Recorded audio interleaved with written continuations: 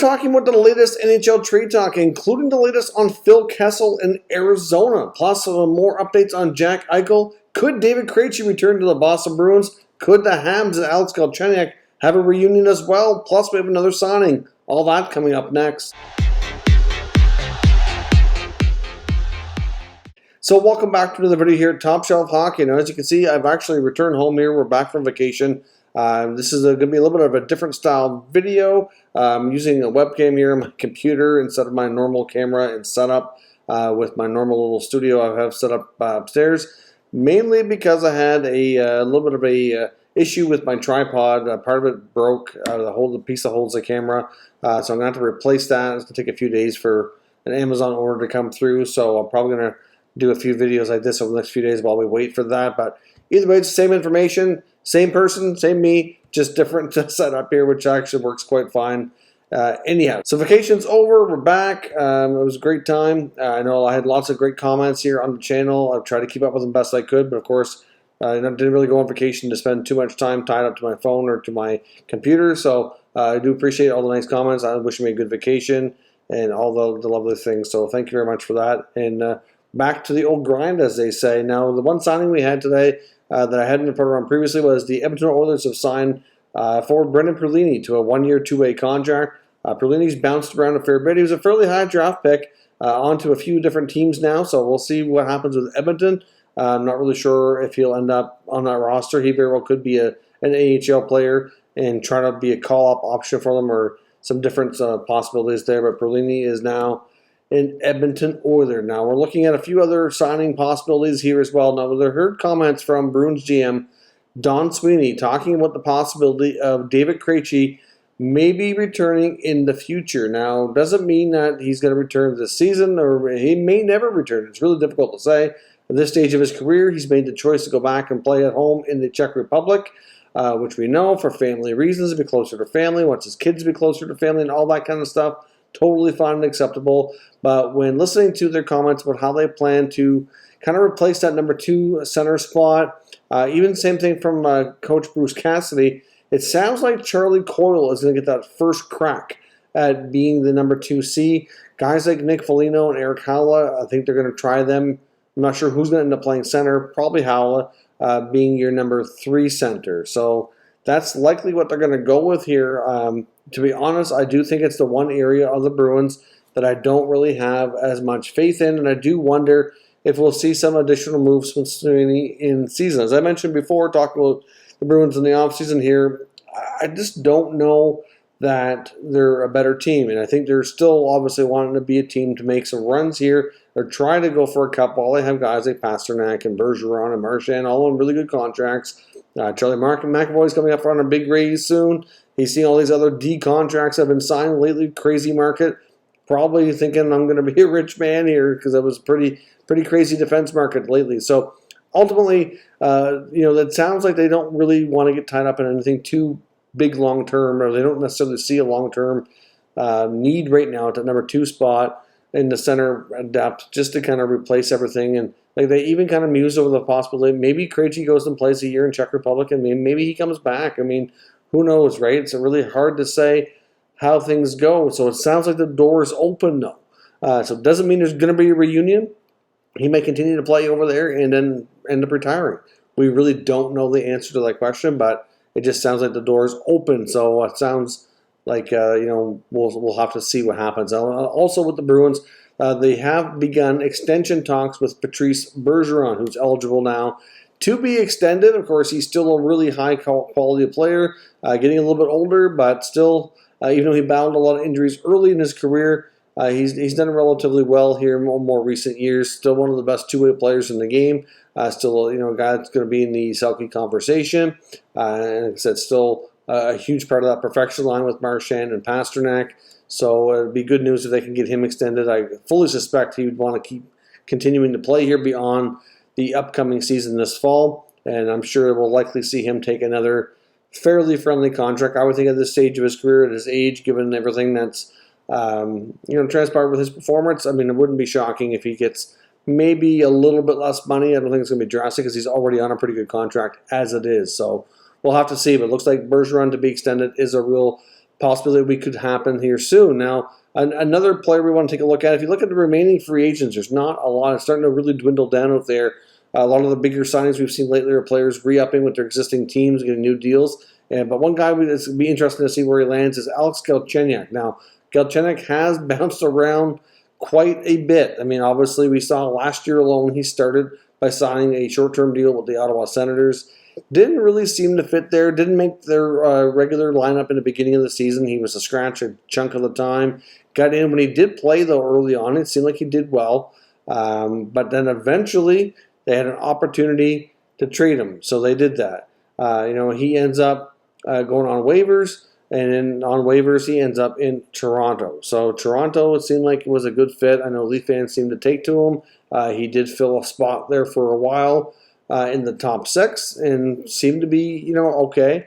The season probably didn't end the best. And I know I mentioned this before, and I've had some fans really come down hard saying that I was wrong, that the season wasn't lost because of him, and I wasn't saying that. But at the end of the day, in the Montreal series, his turnover in overtime that gave Suzuki and Caulfield that 2-0 really changed the tide in that series. And as much as the Leafs didn't completely want to bail on the Galchenyuk project, I think it did have an influence over things. And all the comments from Kyle Lewis at the end of the year saying they were open to bringing him back, I don't doubt that. But I do wonder, once they had a chance to see the open market, that maybe there was enough out there that they might not have really wanted. Like, they brought in Krejci, they brought in Kasha, but they really haven't made a lot of changes in Toronto for a team that really had a major playoff disappointment and have done that for a few years. I'm a little surprised myself we haven't seen more change, but obviously they're really tied to their big core pieces, and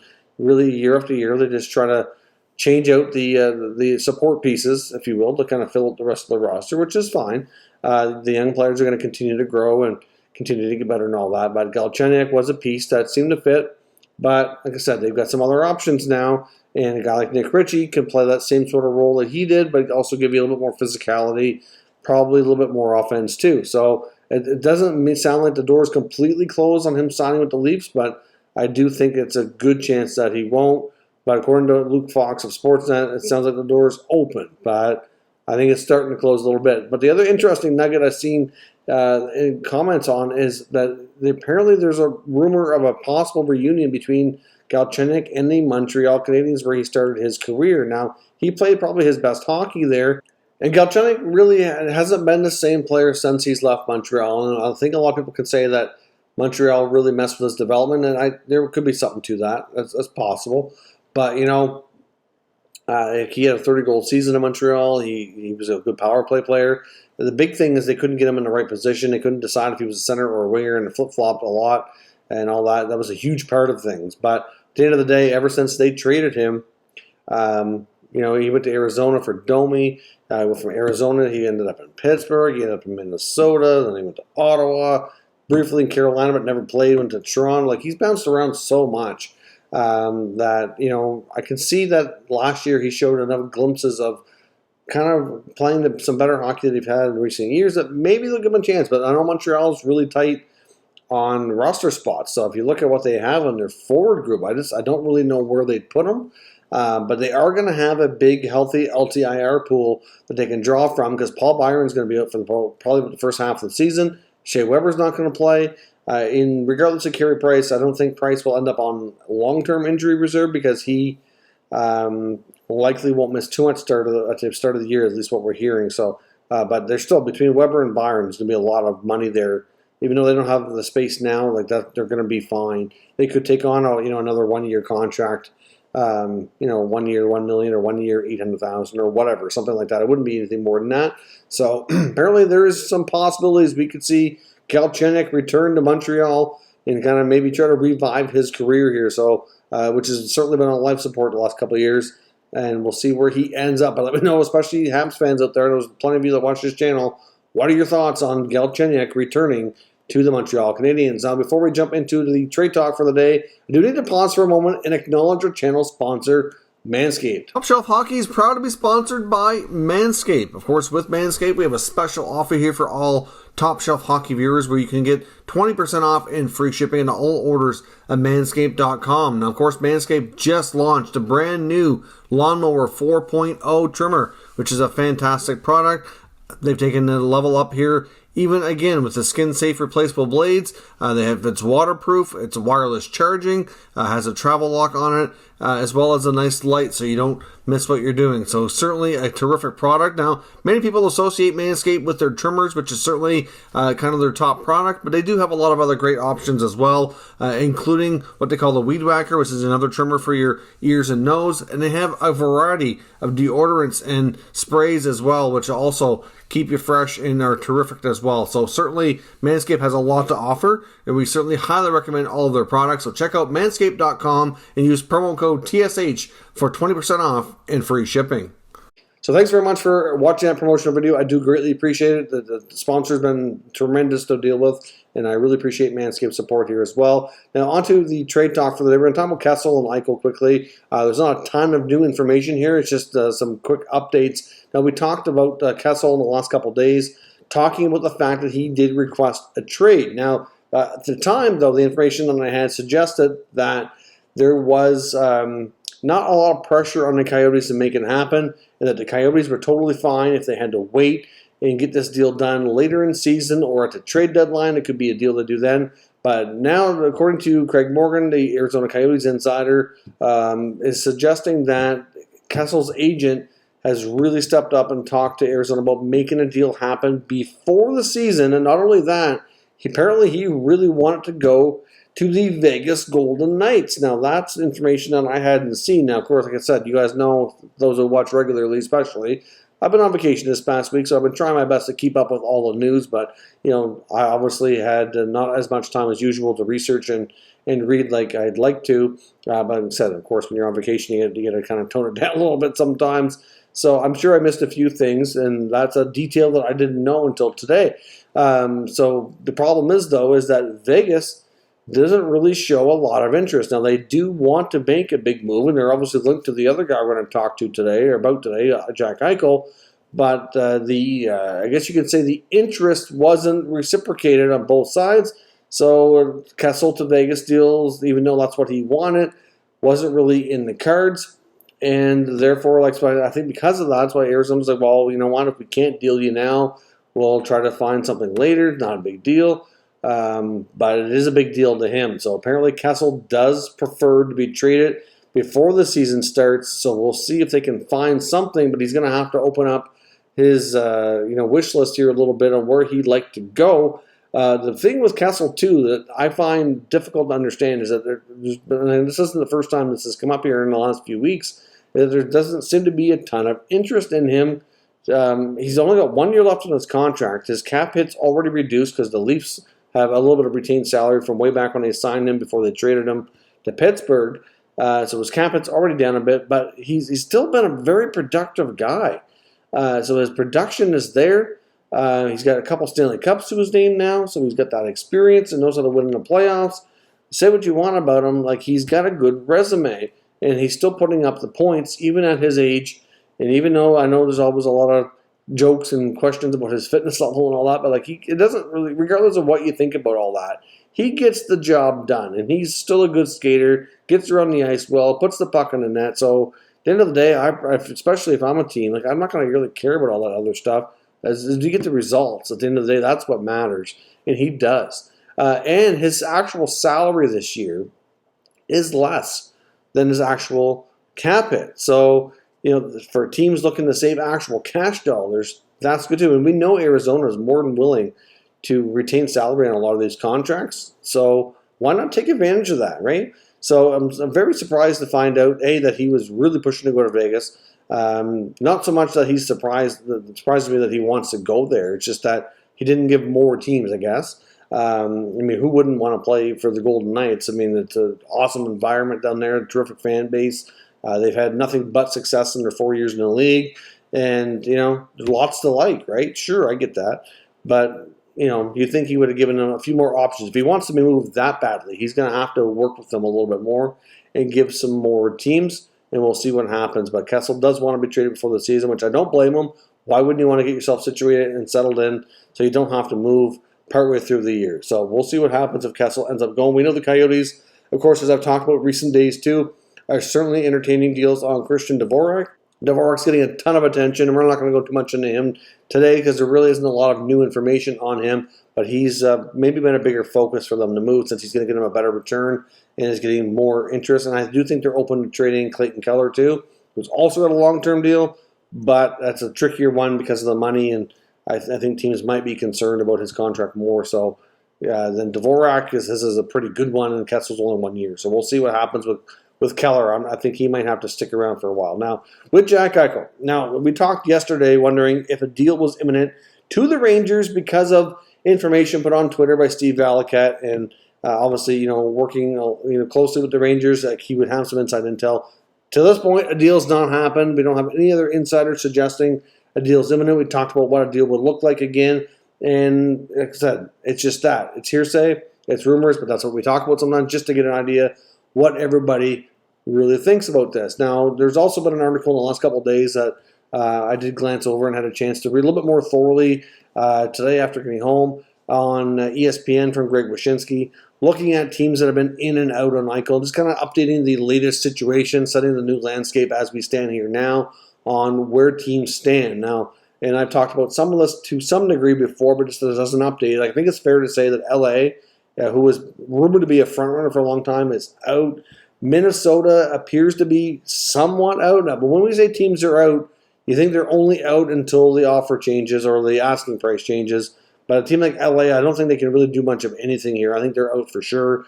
Minnesota's out. I mean, given their financing situation with Patrice and Suter and those buyouts, they do need to be careful. I think if they can, I wouldn't rule them out jumping back in, but as it stands right now, without the Sabres drastically altering their price, they're out.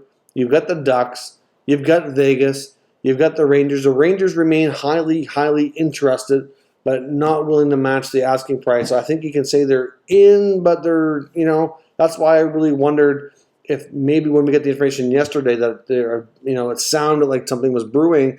Does that mean that the Rangers have changed what they're willing to include? Because like I said, if Chris Drury calls Kevin Adams back and says, okay, we'll put Kakko in the package, that's a game changer. Like, you're going to throw in a high-level player like that, that changes everything. But will they do that? With Vegas, now Vegas will have to move some money, but many feel like players like Riley Smith and Alex Tuch would be players that are moved out either to the Sabres or to another separate deal. To me, Riley Smith, if he goes anywhere out of Vegas, I would think that if Vegas is getting Eichel, that Riley Smith could go to the Rangers instead, because I know Gerard Gallant loves Riley Smith. He's had him in Florida, and he was a big part of trying to get him to go to Vegas in the first place, had him there for a while, of course, when they first started. And, he's a big Riley Smith fan, loves how he plays. And I think that, with the short-term contract left on Smith's deal, I think he would go to the Rangers. I think the Rangers would push to get him if they could, if they weren't getting Eichel. So, if they move out Smith and Tuch, and of course any team acquiring Tuch can put him on LTIR for the first probably half of the season or more because he's going to be out long term, then obviously that changes things for some teams too. It depends on who they are. But that's how Vegas essentially would clear the space to make it happen. The Ducks are certainly still involved, but again, unless they're willing to part with Drysdale or Zegras, which they seem unwilling to, they're not going to get too much further in the mix. But I do think it's fair to say that they're one of the teams with the best chances should they want to up their offer. And this article, too, from Wyshynski also goes over the possibility of the Kraken. Now, there's no rumor to suggest the Kraken are definitely looking to do this. He just mused over the idea because they have so much cap space. They have a lot of assets that they can move. Doesn't mean they're all going to be appealing to Buffalo, though. Buffalo wants younger prospects than picks. Now, they'd have to almost guarantee you include their first ever draft pick, Matt Beniers. They'd have to probably include a first-round pick for next year. So there's a couple of big assets, and I'm not sure what else off that roster that Buffalo would want. I mean, maybe a solid young defenseman. Maybe do they ask for Vince Dunn? Do they ask for maybe one of their decent forwards that they get in return as well? It's really hard to say, but Seattle wouldn't necessarily have to take as much off the roster that some teams would, or get their salary retained and all that, because of the fact that they have more flexibility with their cap. And they can move out other pieces if they needed to to other teams and kind of shed a little bit of space that way. So really, overall, Seattle, if they wanted to, I think they could. They'd have a harder time because they don't have the prospects that some of these other teams do, but they do have the space, which makes it easier. But given how Ron Francis likes to operate, I would be completely shocked if they went out and got Jack Eichel. But at the same time, we also didn't expect them to go after free agents and land like Philip Grubauer and Jaden Schwartz. Like all of a sudden, that changes this team. Now we already knew they got a good blue line from the expansion draft. Now goaltending is not much better. And now you add another scoring forward with experience and a Stanley Cup to his resume. Like, they're going to be better than we thought, but they still have some room to go as far as adding like a top center. And you just never know. They might surprise us here. So while there's no rumors to suggest that the Kraken are looking to do this, it's just an interesting idea to kind of think about and look at the fact that they do have some decent assets there that could possibly pull this off. So again, that is all your updates here for today. Of course, like I said, if you're new to this channel, this is not my usual setup. We're just getting back from vacation, and we're going to get a little bit of a different style of video here for the next couple of days until I can get some stuff replaced, and we'll kind of go from there. But make sure you leave lots of comments in the comment section so we can talk about everything further, get everybody's opinions, and we'll see how everything goes. We'll be back here the next day with more regular content, more normal times and stuff, and we'll kind of get back to a normal routine here. So thank you for watching, and I'll catch you next time.